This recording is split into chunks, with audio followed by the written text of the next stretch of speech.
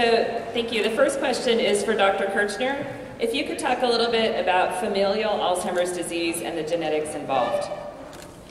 Great. Thanks for... Is this on? Yes. Thanks very much for that question. So the question was about familial Alzheimer's disease. So I mentioned at the beginning that genetics is an important risk factor for Alzheimer's disease, but I want to emphasize that the vast majority, more than 95% of people with Alzheimer's disease in the world, got that disease through what we call a sporadic mechanism, meaning they did not directly inherit it from a parent. Okay? So most Alzheimer's disease in the world is not directly inherited from a family member. That being said, there are some rare families around the world in whom there is a genetic mutation such that those, actually all of the genetic mutations that we know of that cause Alzheimer's disease are centered around that amyloid protein. And so there are some families where there's a mutation that causes individuals to make too much amyloid protein so that when they turn 40, they have mild cognitive impairment, and by age 42 or so, they have dementia. So this is a very, very early onset disease. It's very different from people who are 65 and older who are getting Alzheimer's disease. So I just wanted to make the point that there are these rare families around the world. They're important subjects of research because you can do a genetic test in somebody and know with absolute certainty that they will or will not develop Alzheimer's disease at a given age. And you can administer drugs to them, and we're doing this at a point where they're healthy to try to find out if that drug can prevent them from going on to get Alzheimer's disease. But that's a very rare way of getting the disease. Most of us are not affected by that. Great. The next question is, are there any downsides for, quote, normal or healthy controls volunteering to be in clinical trials? None. There's a lot of important reasons. So another thing I mentioned at the beginning is that I don't know what normal aging is, and our field doesn't either. There's a lot that we need to learn about what makes some people age successfully and what makes some people experience cognitive decline with aging, whether or not they end up going on to get Alzheimer's disease or not. And there's some critical problems to be worked out there. In addition, the normal aging population, age 65 and up, harbors a lot of Alzheimer's disease that just hasn't come to medical attention yet. And there are a lot of research studies that people can participate in to help scientists understand that better and to understand which therapies might be helpful and when they should be started. Yeah. I think this is on. Let me just say that one of the challenges in research with Alzheimer's disease is that there really is a gap, if you will, in the number of people that really step forward and participate. Part of it's the population, right? They're elderly, they're more frail, it's harder to engage them in the research process. And having normal controls step up and become part of that knowledge base is critical to our advancing these diseases, our understanding of these diseases. Thank you. So we got a few questions. Your slide where you talked about the person, it mentioned that the person was right-handed, so there were some questions about why you mentioned right-handed or left-handedness and if that has anything to do with Alzheimer's. It doesn't have anything to do with Alzheimer's disease. Neurologists obsess about left and right-handedness. I'm left-handed. Actually, there's a disproportionate amount of left-handers amongst neurologists. I don't know why. It helps us understand something about brain anatomy. Humans are the only species who have an asymmetric brain, where the left half of the brain handles language, and the right half of the brain handles other things like visual spatial function. And so I always have to understand whether a patient is left or right-handed so that when they start telling me about their symptoms, I can understand which side of the brain they're talking about. Any research on the effects of sleep or lack of sleep related to Alzheimer's? Yeah, there's actually a lot of research going on about sleep. So first of all, sleep deprivation by itself, which can come about by having a mood disorder like anxiety or depression, or a breathing disorder like obstructive sleep apnea. Sleep deprivation by itself can be a cause of memory problems, and one thing I try to do in clinic is to diagnose that in patients and make sure they're sleeping well because sometimes you can cure a memory problem just by getting people to sleep well. In addition, there is evidence out of a scientist named David Holtzman at Washington University that amyloid is cleared out of the brain during sleep. And that if you don't sleep enough, that you don't get enough amyloid clearance. And this might be one of the mechanisms that leads to amyloid getting built up in the brain. And so that research really highlights the importance of getting an adequate amount of sleep, especially in adulthood and middle age.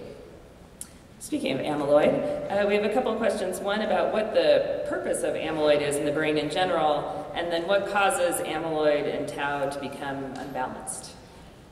So these fundamental questions of, what causes amyloid and tau to get gummed up in the brain? What are they doing there anyway? Those questions are incredibly important. We've been studying them for upwards of 40 to 50 years, and we're still not sure. These are absolutely normally occurring proteins. Tau does have a normal housekeeping function in the brain. It's not critical. There's other proteins that can do the same job as tau. In other words, if you wipe tau out, the brain still does pretty well. Amyloid, we're not sure whether it has a normal function or not. And we really don't understand what the processes are that lead these two proteins to start sticking to themselves and start making those deposits in the brain that I showed you a picture of. So scientists are very good at describing what and how, but we're not very good at describing why. That still perplexes us. Thank you. A couple questions related to physicians. So one of them asks if it's appropriate for a primary care physician to make an Alzheimer's diagnosis and prescribe medication. So the answer is it depends upon that primary care physician. There are not enough neurologists in the country to diagnose every case of Alzheimer's disease. More and more primary care doctors are learning more about dementia.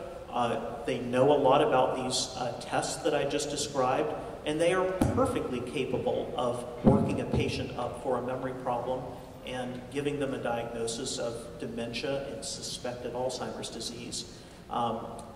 There are cases where things are confusing or a patient is complicated where a neurologist should be involved. But I think more and more, especially primary care doctors who specialize in an older population, some of them call themselves geriatricians, I think they're perfectly capable of making a diagnosis and for treating patients appropriately. Thank you.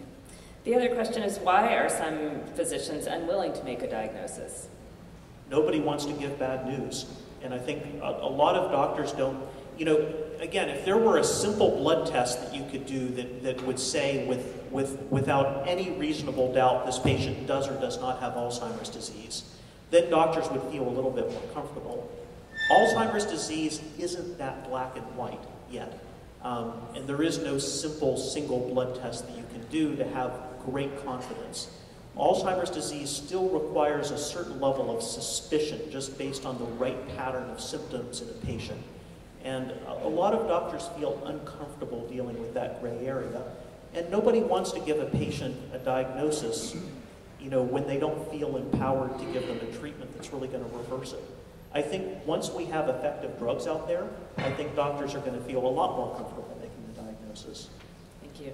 Ruth, maybe you can speak to this one. This person says, I suspect I have early onset Alzheimer's, but fear getting tested for insurance reasons. People have told me to get long-term care insurance first. Any suggestions?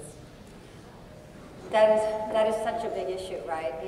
If you start down that road and you have cognitive impairment, that I can tell there's an echo there. Is that an echo for you guys? Is that better? Not better? That's better. Okay, I'll do that here. You definitely would be rejected from a long-term care insurance policy. I will say that across the country, long-term care insurance is tightening and tightening and tightening its values for how they ascertain whether somebody qualifies. So it's very true. If you are thinking that you are having cognitive problems, get cleared, get your long-term care insurance before you start doing all the testing that would go into making a diagnosis. This is a huge area of concern for families. And the costs, as you know, are expensive. Thank you. So Dr. Kerchner, a couple of questions around depression. So one person was curious that you didn't mention if there's a marker or way to measure clinical depression.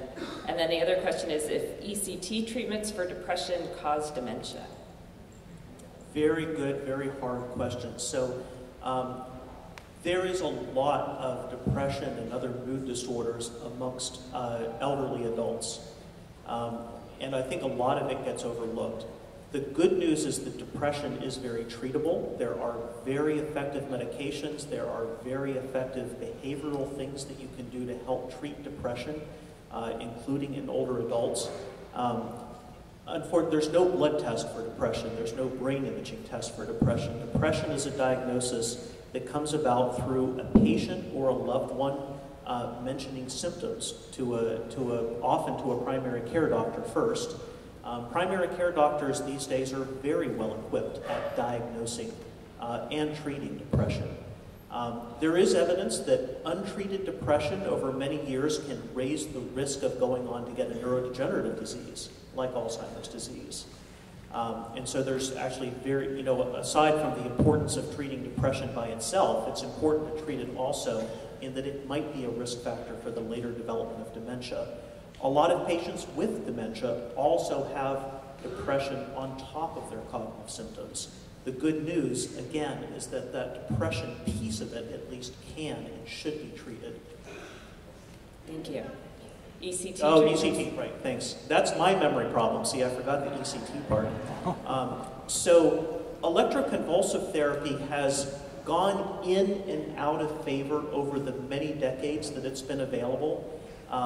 I think that many psychiatrists, I know certainly psychiatrists at Stanford, feel that for certain patients with depression, it can be an incredibly effective treatment. The problem is that it causes a kind of seizure to happen in the brain, and it does interact with the hippocampus, the part of the brain where new memories are formed, and in fact, the part of the brain that gets attacked first in Alzheimer's disease. One of the long-term side effects of ECT in some patients is short-term memory loss. And so there is a worry. I don't think anybody believes that ECT can cause Alzheimer's disease, but there is a worry that it could aggravate one of the core symptoms in Alzheimer's disease. Thank you. A couple questions about ultrasound. I know there's some research that came out recently about ultrasound technology, and it's used to break up the plaques or tangles. In mice. We have, I can't tell you how many times we have cured Alzheimer's disease in mice. We've cured it many, many, many times using many different drugs, and we've been disappointed so many times when we bring those drugs to humans. I think that the ultrasound experiment is exciting, it's innovative, it's novel, and we should absolutely try it and see where it takes us. Thank you. A question about kind of cause of death. So how people with Alzheimer's, what causes their death, and why Alzheimer's disease isn't being put on the death certificates?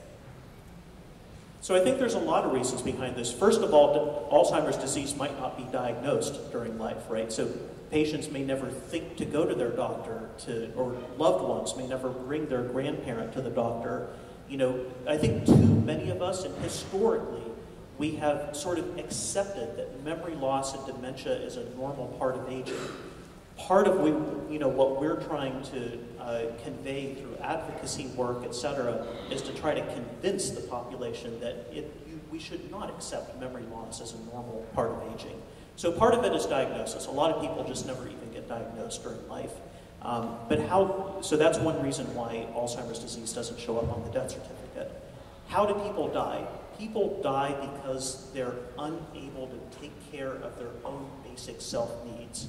Their appetite isn't there anymore. They're not hungry. They're not able to verbalize when they're hungry. They're not able to verbalize if they're in pain. Let's say I had a bladder infection, I would remember that it burns when I urinate, and I don't feel good, and I go to the doctor and I seek treatment. But if I have Alzheimer's disease, I can't communicate any of these things. So patients are therefore at more risk of getting infections that go untreated.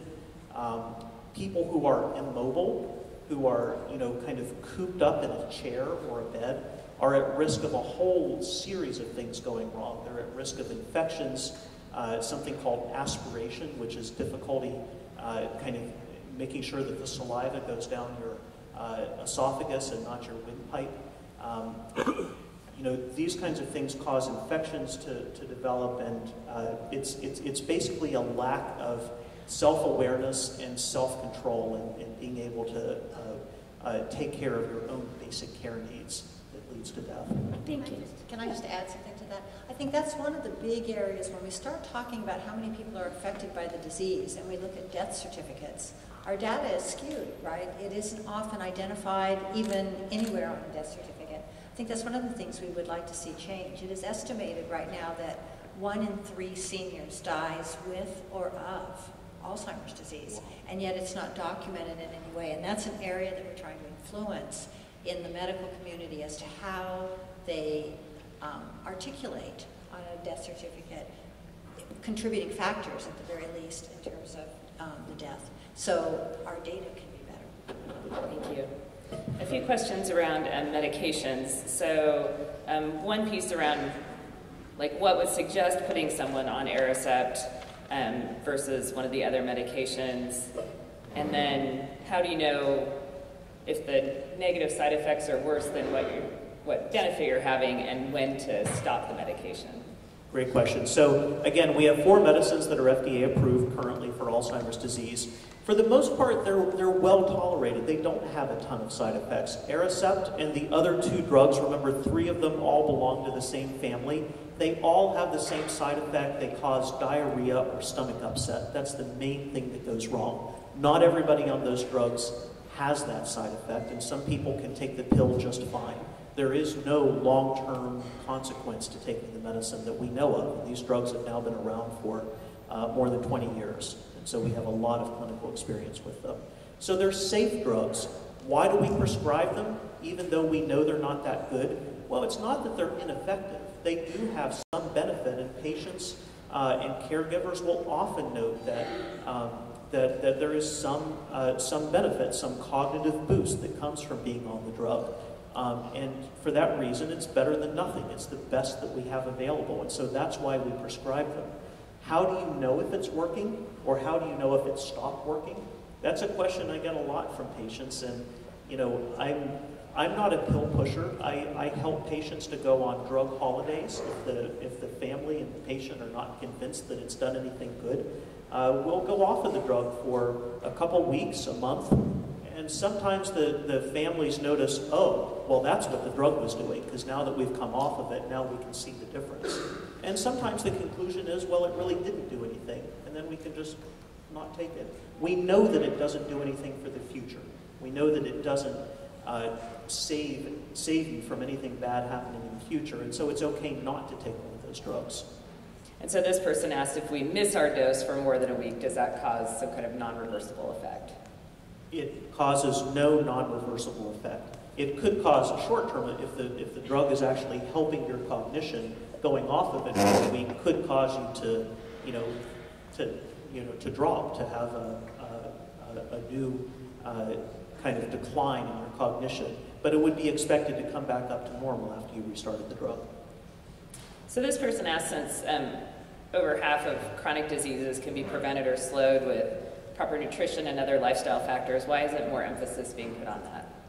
We're trying to emphasize that. We're trying to get the message out that that regular exercise, good diet, mental stimulation are very important things for people in midlife and in their older years to pay a lot of attention to, just because there's so much data that those kinds of lifestyle factors can prevent or delay the onset of Alzheimer's disease. They're not foolproof, and I do have patients who come to me in their 50s with this horrible new diagnosis of Alzheimer's disease, and they say, Doc, I've gone to the gym every day of my life since I was 21, and I tell them, well, you would have gotten this disease a few years earlier if you hadn't done that. It's frustrating. It doesn't cure the disease, but it really is effective. So help us get the word out. Well, thank you very much. So we got a lot of questions covered. I didn't quite get all of them. So last year what we were able to do was get some answers later and put them up on our blog, so we'll try and do that again this year. But I want to thank Ruth and Dr. Kerchner for your morning, spending it with us and helping to get us some more information. So can we give them a round of applause?